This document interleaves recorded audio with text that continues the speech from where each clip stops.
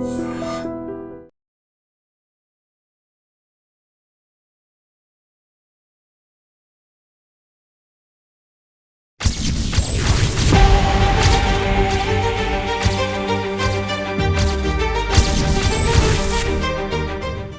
To I dream. అందరికీ నూతన సంవత్సర మరియు సంక్రాంతి శుభాకాంక్షలు. జనవరి నెలలో చాలా ఇంటర్వ్యూలు చేసినా డిసెంబర్లో చేసిన కొన్ని ఇంటర్వ్యూలు ఇప్పటికీ గుర్తుకొస్తున్నాయి.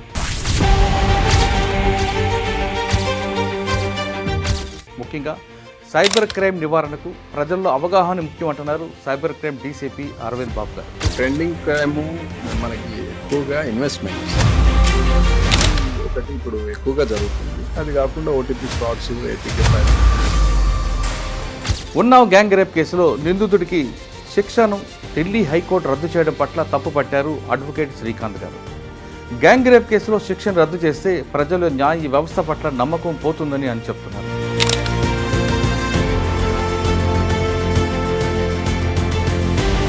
ఈ బెయిల్ రావడానికి గల కారణాలు ఏంటి అని మనం చూస్తే అగ్రివేటెడ్ ఫార్మ్ ఆఫ్ అఫెన్స్ అనేది పోక్సోలో.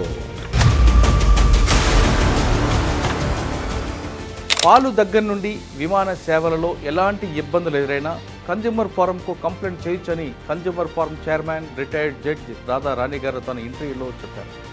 దీనికి 3 నెలల్లో పరిష్కారం దొరుకుతుందని ఆమె అంటున్నారు. కోర్టులో మామూలుగా కంప్లైంట్ వినియోగదారులు ఎవరైనా కానీ వాళ్ళు డైరెక్ట్గా వేయొచ్చు, అడ్వకేట్ని పెట్టుకోవాల్సిన అవసరం కూడా లేదు. మినిమం 5 లక్షల వరకు అసలు కంప్లైంట్ ఫీ అన్నది లేదు. పిటిషన్ వేసిన తర్వాత ఎన్ని రోజులు దాని జడ్జిమెంట్ వస్తుంది? అసలు పిటిషన్ వేయటానికి కూడా ఇప్పుడు ఈ జాగృతి పోర్టల్ అని చెప్పి ఒక కొత్తగా ఇంట్రడ్యూస్ చేశారండి.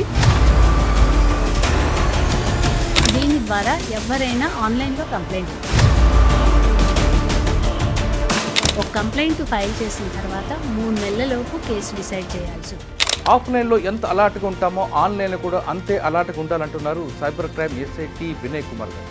అప్పుడే సైబర్ నేరాలకు ఫుల్ స్టాప్ పడుతుందని ఆయన చెప్తున్నారు. ఫస్ట్ రిపోర్ట్ చేసినప్పుడు సైబర్ క్రైమ్స్లో ఎక్కువ OTP related frauds, debit card, job ఇప్పిస్తామని కానీ వీసా ఇప్పిస్తామని కానీ నౌకరీ అలాంటి సైట్స్లో నుంచి క్యాండిడేట్స్ డేటా తీసుకొని. దేశంలో హత్యల కన్నా రోడ్డు ప్రమాదాల వల్లే వేలాది మంది ప్రాణాలు కోల్పోతున్నారని retired deputy transport commissioner Srinivas గారు చెప్తున్నారు. దీన్ని అరికట్టాలంటే ఎడ్యుకేషన్, ఎన్ఫోర్స్మెంట్, ఇంజనీరింగ్ సరిగా అమలు చేయాలని చెప్తున్నారు.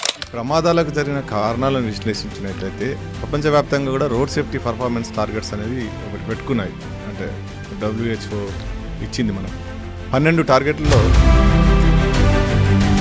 ముఖ్యంగా ఏంటంటే ఓవర్ స్పీడ్, దాని తర్వాత డ్రంక్ అండ్ డ్రైవ్, తర్వాత 3వది ప్రధాన కారణాలు. ప్రమాదం జరిగినప్పుడు రక్షించేటి మనకు 2. ఒకటి మోటార్ సైకిల్ అయితే హెల్మెట్, కారు అటువంటిది అయితే సీట్ బెల్ట్. మహిళలు సైబర్ క్రైమ్ బారిన పడకుండా ఉండాలంటే ఏం చేయాలి, ఎలా చేయాలి? సైబర్ క్రైమ్ ఎస్ఐ భవానీ గారు చెప్పారు. డిజిటల్ అరెస్ట్ ఉంటుందంటారు. డిజిటల్ అరెస్ట్ అనేది ఇన్వెస్ట్మెంట్ ఫ్రాడ్ ఏదైనా వెబ్సైట్లో వాళ్ళు పెడతారు, హ్యూజ్ ప్రాఫిట్స్ ఇస్తాం మీకు. కాల్ సెంటర్ ఫ్రాడ్ అది ఎలా చేస్తుంటారు. కాల్ సెంటర్ ఫ్రాడ్స్ అనేవి ఎక్కువ లోన్ యాప్స్లో జరుగుతాయి. ఒడిశాలో మావోయిస్టుల కార్యక్రమాలు తగ్గిపోవడానికి ప్రధాన కారకులు వెల్లడించారు మాజీ మావోయిస్టు ఎర్రగోళ రవి. అక్కడ అంటే నిరంతరం కుంభింగ్ ఏమి ఉంటాయి, అయినప్పటికీ కూడా ఎప్పటికప్పుడు మాకు ఉంటాయి. ఒకవైపు పోలీసులు కాల్పులు వచ్చారనుకుని పరిగెట్టడాలు, ఇవన్నీ కూడా నిర్బంధం మధ్యన ఉండే రోజులు అవి. అది ఒక లక్ష్యంతో పని చేసినప్పుడు ఆ బాధలు అనేటువంటి గుర్తుకుంటారు.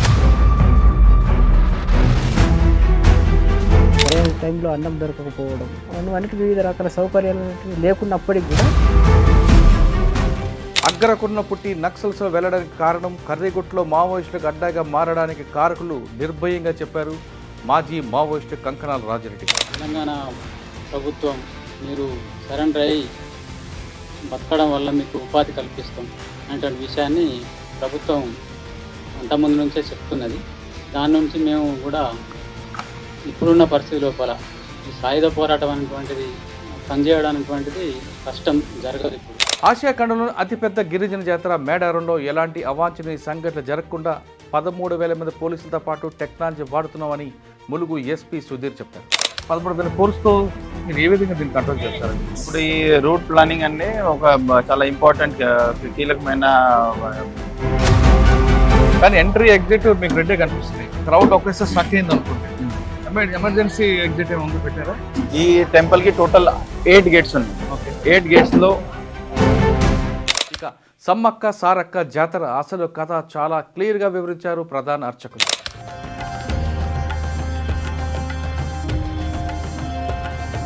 పూర్వకాలంలో ఇదంతా దట్టమైన అడవి. ఆ అడవిలో ఒక ఆదివాసీలు ఈ అమ్మవారిని పూజించడం మొదలుపెట్టడం జరిగింది.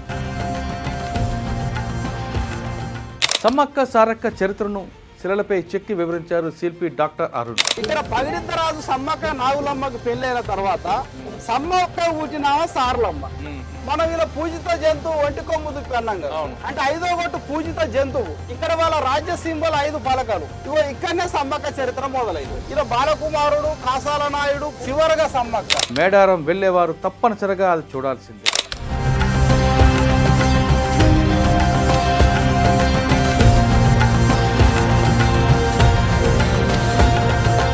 విశాఖపట్నం వెళ్లేవారు బీచ్తో పాటు ఇందిరాగాంధీ జూను కూడా తప్పనిసరిగా చూడాలంటున్నారు జూ అధికారి మంగమ్మ గారు. అక్కడికి వెళ్తే వినోదంతో కూడిన విజ్ఞానం లభిస్తుందని ఆమె చెప్తున్నారు. Rhino Lakshmi Saraswati forest officer ఉద్యోగాన్ని చాలా ఛాలెంజింగ్ గా తీసుకున్నాను. ఇక్కడ మన యానిమల్స్ అన్నింటికీ పేర్లు ఉన్నాయండి. ఇక సైబరాబాద్లో సైబర్ క్రైమ్ పెరగడానికి కారణం, అవి తగ్గించడానికి తీసుకుంటున్న చర్యలు వివరించారు డీసీపీ సుధీంద్ర. సైబర్ క్రైమ్లో మనిషి కనబడ్డు నేరం జరుగుతుంటుంది. బేసికల్లీ ఇప్పుడు ఎట్లా అంటే మ్యూల్ అకౌంట్స్ ద్వారా ఆపరేట్ చేస్తున్నారు. అప్పుడు లేనిది ఇప్పుడు ఉన్నది ఏంటంటే మ్యూల్ అకౌంట్స్ ద్వారా. అంటే ట్రేడింగ్ క్రైమ్ అది ఎలా జరుగుతుంటుంది అంటే దాని నుంచి పబ్లిక్ బయటపడాలని మన ఇన్స్టాగ్రామ్లోనో, ఫేస్బుక్లోనో, లేకపోతే వాట్సాప్లోనో ఒక యాడ్ లాగా ఒకటి ఇస్తూ ఉంటారు అలాంగ్ విత్ ఏ లింక్ తోటి.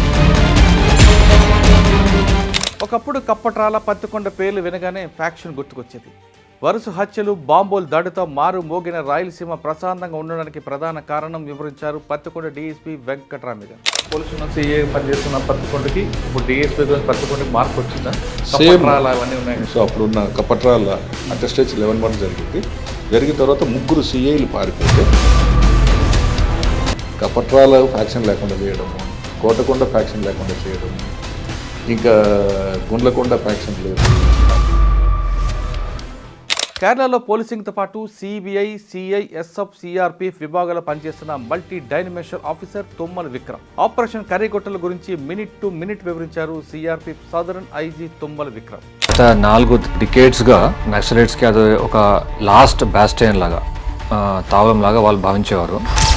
2025 జనవరికి చాలా మంది నక్సల్ గ్రూప్స్ పైన ఈ కర్రీగొట్టల పైన కాన్సన్ట్రేట్ అయినాయి అన్నమాట. రాజకీయ పార్టీలు ఎన్నికల తరహాలోనే బార్ కౌన్సిల్ ఎన్నికలు జరగడం పట్ల తన అభిప్రాయం చెప్పారు హైకోర్టు అడ్వకేట్ వెంకట్ చెలికాని. న్యాయవాద మండలి అంటే ఎల్ఎల్బి చదువుకున్న తర్వాత న్యాయవాదిగా అడ్మిట్ కావడం కోసం, లైసెన్స్ కోసం తెలుగులో న్యాయవాద మండలిని ఇంగ్లీష్లో బార్ కౌన్సిల్ అంటారు. లంచం తీసుకున్న వ్యక్తికి చేతులు ఎందుకు అడుగుతారు? అక్రమ ఆదాయం కేసులో శిక్షలు పడకపోవడానికి కారణం వివరించారు anti corruption bureau DSP Somanna గారు. ఫిష్ కరప్షన్కి ఇస్తారా ప్రయారిటీ? గోట్ కరప్షన్ ఇస్తారా? బఫెలో కరప్షన్ ఇస్తారా? మా వాళ్ళు ఏం చెప్తారంటే కొంచెం బాగా ఎక్కువ బిగ్ ఫిష్ పైనే పట్టాలనేది మా టార్గెట్. అది కూడా డిఏ కేసులే ఎక్కువ పెట్టాలని టార్గెట్. బార్లో మోస్ట్ వాంటెడ్ క్రిమినల్ తనపై కాల్పులు జరిపిన ప్రాణాలు సైతం తగ్గించి క్రిమినల్ పట్టుకున్న హెడ్ కానిస్టేబుల్ వెంకట్ రెడ్డి ప్రజల పట్ల పోలీసులు ఎలా వ్యవహరించాలో చాలా క్లియర్గా చెప్పారు. తను ఫస్ట్ ఫైర్ ఓపెన్ చేసి అక్కడ రోడ్ పక్కకి వెళ్ళిపోయింది. అది సెకండ్ ఫైర్ దాని నాకు కాలు తగిలింది సార్. నాకు అర్థమవుతలేదు, ఇంకా బ్లడ్ గారిపోతుంది. నాకు ఇన్ని పట్టుకోవాలనే ఆకాంక్షనే ఉన్నాను. మన తెలంగాణ, ఏపీ, కర్ణాటక, మహారాష్ట్ర, తమిళనాడు మొత్తం టోటల్ 125 కేసెస్ ఉన్నాయి సార్ అతనిపైన మేము పట్టుకున్నప్పుడు. ఇది జనవరి రిపోర్ట్. ఫిబ్రవరిలో మీ అందరూ మెచ్చే మరిన్ని ఇంటర్వ్యూలతో మీ ముందుకు వస్తాను. అంతవరకు నమస్కారం.